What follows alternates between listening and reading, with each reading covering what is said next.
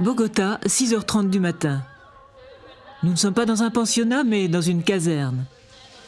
Et ces jeunes femmes sont des agents de police. Elles appartiennent à une élite, la brigade féminine des mineurs créée il y a 2 ans.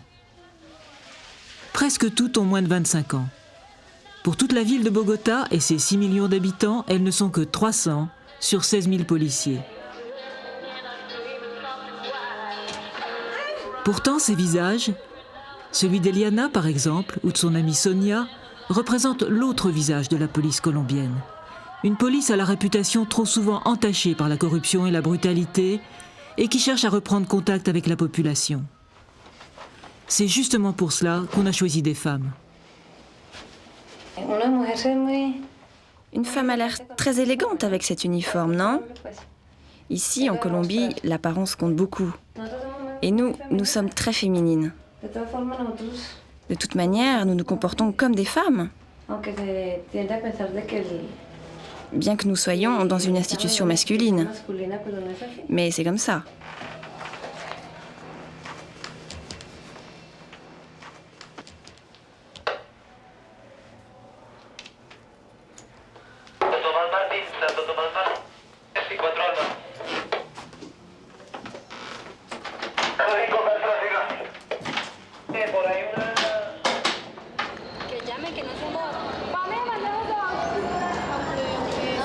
Dans cette caserne, ce sont les femmes qui commandent aux hommes.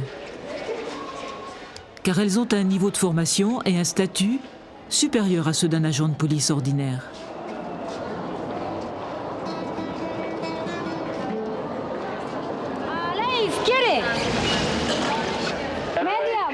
Eux, ce sont les bacheliers, ils font un service social au lieu d'un service militaire. Ils sont aux ordres de la brigade. Et ils doivent l'assister dans toutes ses tâches, y compris les répétitions de la tuna, ce petit groupe de danse et de chant qui est l'équivalent féminin d'une fanfare.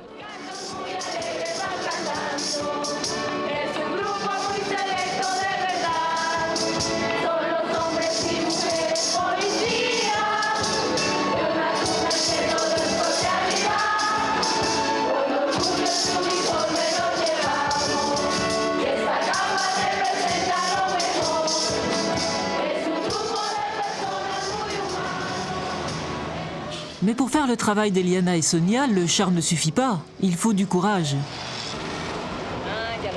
Leur mission, c'est de sauver les jeunes de la délinquance, en créant des liens avec eux dans les milieux mêmes où ils se trouvent.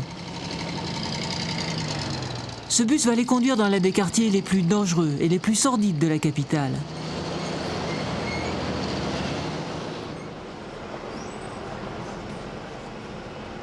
La rue du Cartucho, c'est le domaine des recycleurs d'ordures, qui s'y retrouvent après avoir écumé les poubelles de la ville.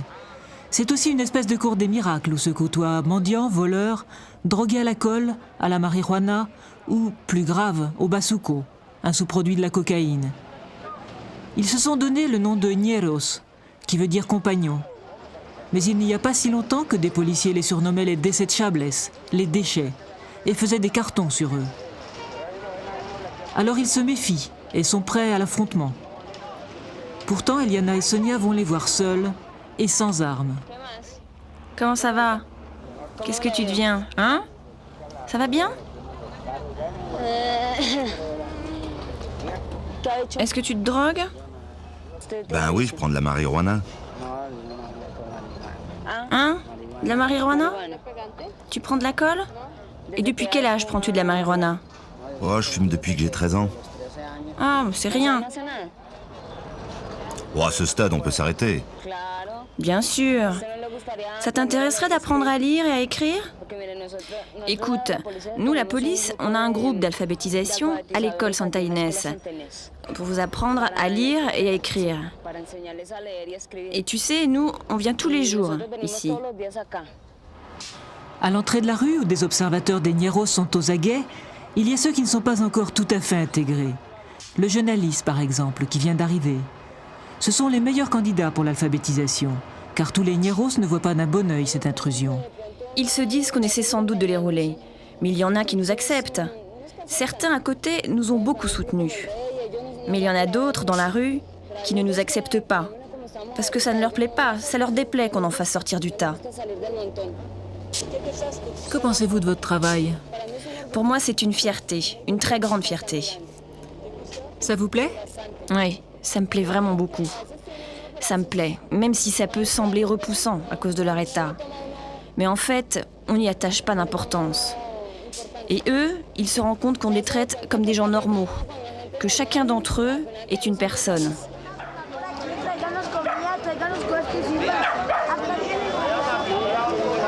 Quand elles vont dans cette rue, c'est leur fragilité même qui les protège, car un policier armé s'y ferait attaquer.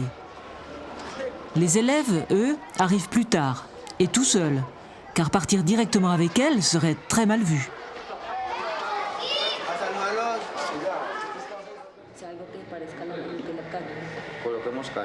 Pour donner ces cours adaptés à la situation et aux besoins de chacun, elles ont reçu une formation à des techniques créatives d'enseignement. Mais leur but, avant tout, c'est de donner à leurs élèves envie de s'en sortir et de s'entraider.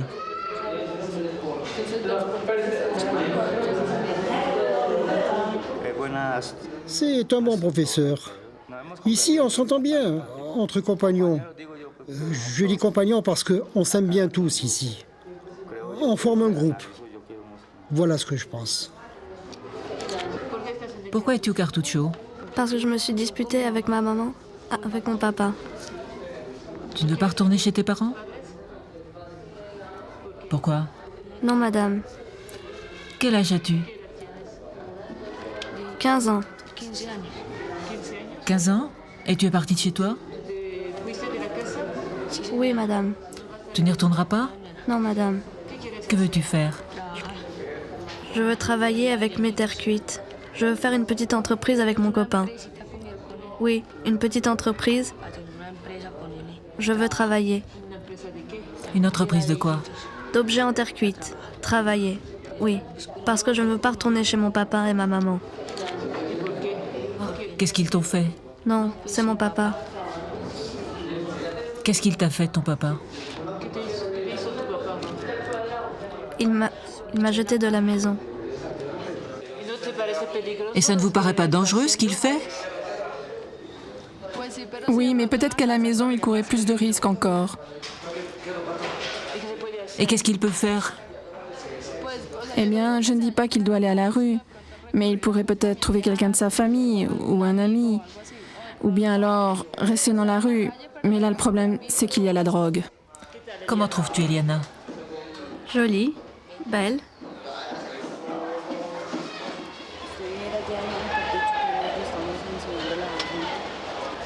Ce qu'un enfant comme Alice peut devenir après quelques mois dans la rue, elle le voit tous les jours. Lui aussi, il a 15 ans. Il veut quitter la rue, mais c'est peut-être trop tard, car la drogue le tient et le détruit. Il vient de cette rue, surnommée le Bronx, où nous avons filmé en nous cachant car elle est beaucoup plus dangereuse que le cartucho. C'est le domaine des drogues dures, des dealers. Ils y font la loi. C'est la seule rue de Bogota où même les femmes de la brigade des mineurs n'entrent jamais.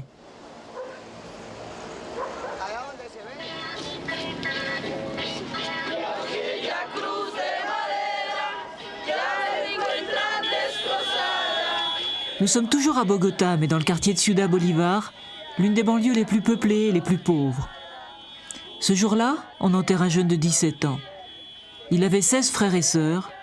C'est un policier qui l'a tué.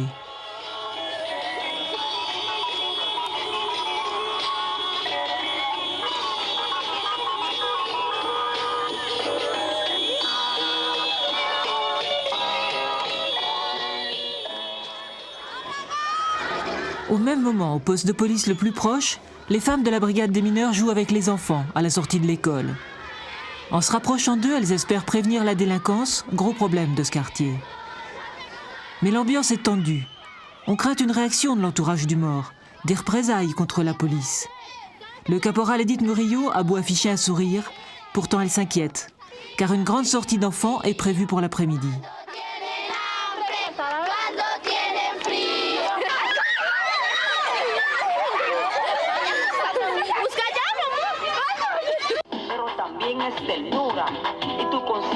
En fait, l'enterrement se passe sans incident. Le quartier n'a pas suivi.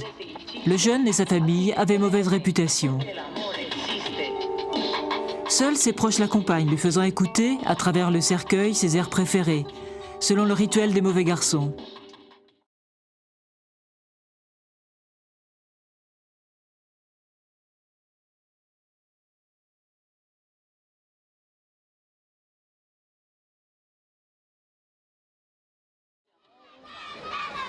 Le jour même, la brigade des mineurs emmène des centaines d'enfants jouer au parc. Ce spectacle, on ne l'avait jamais vu dans ce quartier. Des enfants et des policiers, main dans la main, chantant dans la rue, c'est trop inhabituel, c'est trop invraisemblable pour qu'on ose y croire.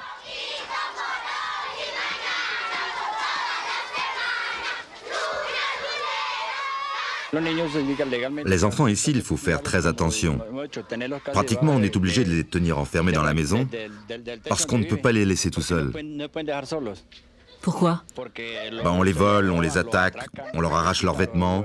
Vous savez, il n'y a pas de police ici, il n'y a rien. C'est complètement isolé, abandonné. Et que pensez-vous des femmes policiers de la brigade des mineurs ? Ça, je peux pas encore en parler tout de suite parce que c'est pas vraiment le moment. Peut-être que ça viendra plus tard. Mais si, moi je suis d'accord pour que ces filles s'occupent de ça, parce qu'elles aident beaucoup. Au moins elles sont plus... comment dire, elles ont plus d'amour. Elles traitent mieux les enfants. Parce qu'en fait, une femme est toujours plus gentille. Plus gentille que les hommes ? Bien sûr, une femme, elle sait toujours comment aimer les enfants.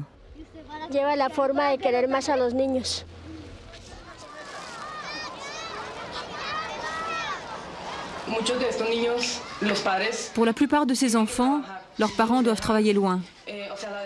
Alors ils les laissent à la dérive. Beaucoup risquent de devenir des délinquants. Ils fument, ils prennent de mauvaises habitudes. Donc notre rôle est de les tenir toujours occupés à des jeux, des activités, pour qu'ils ne pensent pas à des choses comme voler, attaquer et toutes ces choses-là. Edith et son amie Esperanza connaissent bien la vie des banlieues. Elles y sont nées et font elles-mêmes 3 heures de bus par jour. Ciudad Bolívar, c'est une banlieue sauvage, où 1 million de paysans sont arrivés en 10 ans, chassés par les tensions entre la guérilla et l'armée. Parmi eux, les 2 femmes policiers sont des privilégiés. Elles gagnent 2000 francs par mois, 2 fois plus qu'un policier ordinaire. Pour beaucoup de gens ici, c'est la pauvreté, la misère même. Le travail qu'il faut aller chercher à l'autre bout de la ville, dans les quartiers riches. Une vie trop dure, qui fait éclater les familles.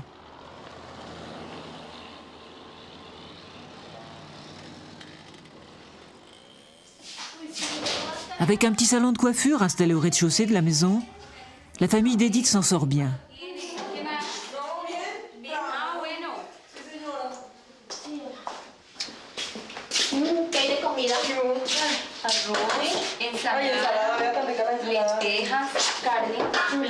C'est cette ambiance chaleureuse qu'elle trouve chez elle qu'Edith voudrait faire partager aux enfants qu'elle rencontre.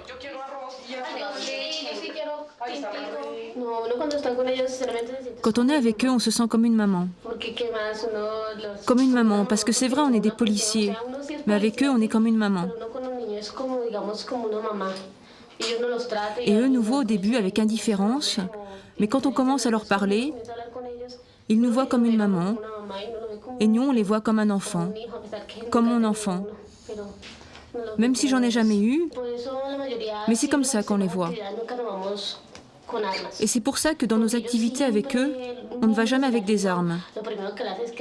Parce que toujours un enfant qui craint qu'on le soupçonne d'avoir volé ou je ne sais quoi d'autre a peur d'une personne armée. Alors que s'il nous voit sans armes, il ne s'inquiète pas. Mais si on est armé, l'enfant ne dit pas un mot et son regard reste fixé sur le revolver ou le pistolet. On cherche à tranquilliser les gens, à leur faire comprendre que notre mission est différente de ce qu'ils croient. Et ça marche ? Oui, souvent. Bien sûr, ça marche. Les gens souvent comprennent. Pas toujours, mais enfin, ils comprennent que notre mission, à nous, n'est pas de nous comporter avec brutalité, comme le font les hommes, ni de les traiter à coups de pied.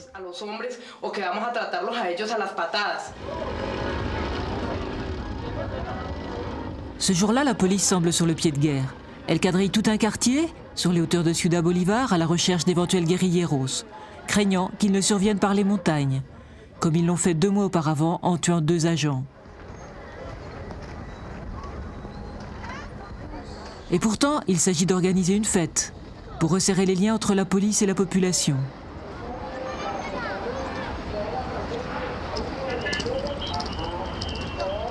Alors, pour des motifs de sécurité, on assiste à un véritable mélange d'intimidation et de séduction. Les filles de la brigade des mineurs jouent leur rôle, elles amènent les enfants à la fête, et en même temps, les policiers inspectent le quartier.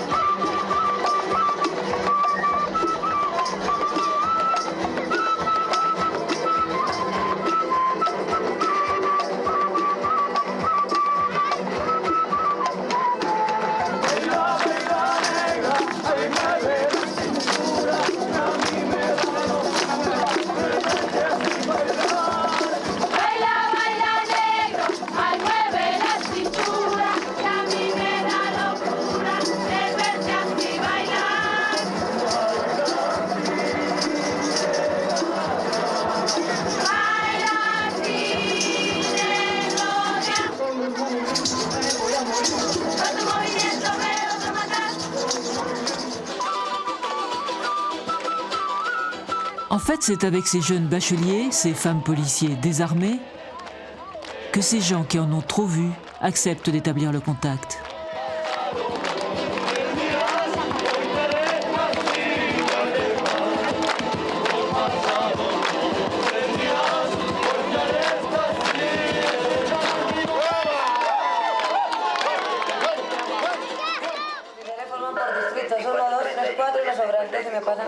Exceptionnellement, il arrive à la brigade des mineurs de sortir avec des armes. Tous les soirs, dans la caserne, une patrouille spéciale part en mission. Sur ordre de la mairie de Bogota, elle doit ramasser tous les mineurs qui traînent dans les rues et leur faire passer la nuit dans des centres d'accueil. L'une après l'autre, Eliana et Sonia annoncent le numéro de leur arme. Une arme qui déjà donne à leur travail un autre caractère.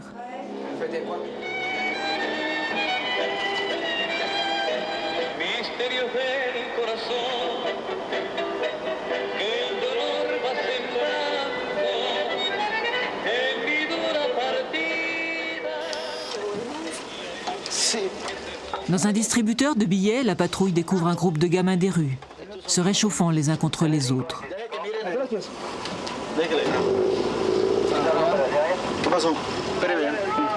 Ils sont 6, le plus petit a 6 ans, l'aîné 14.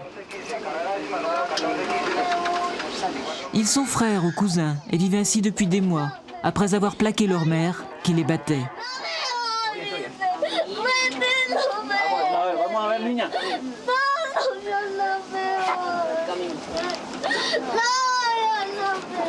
Pour eux, c'est le réveil brutal, le froid, la crainte surtout qu'on ne les sépare du petit, de leur sœur ou de leur petit chien, car certains centres d'accueil n'acceptent pas tout le monde. Alors ils résistent, comme ils le font toujours à chaque fois qu'on les découvre.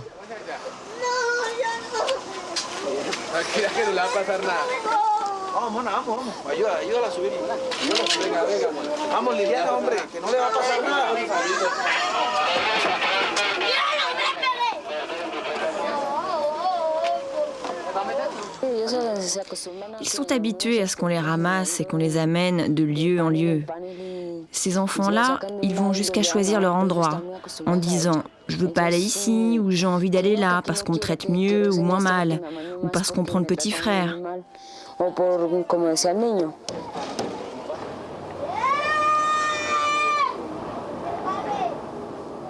Ça, c'est le boxer, la colle.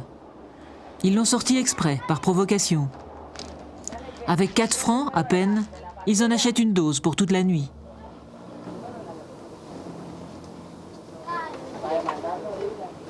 Ils commencent par la colle, puis la marijuana, puis le bazuco, et ainsi ils commencent à augmenter les doses.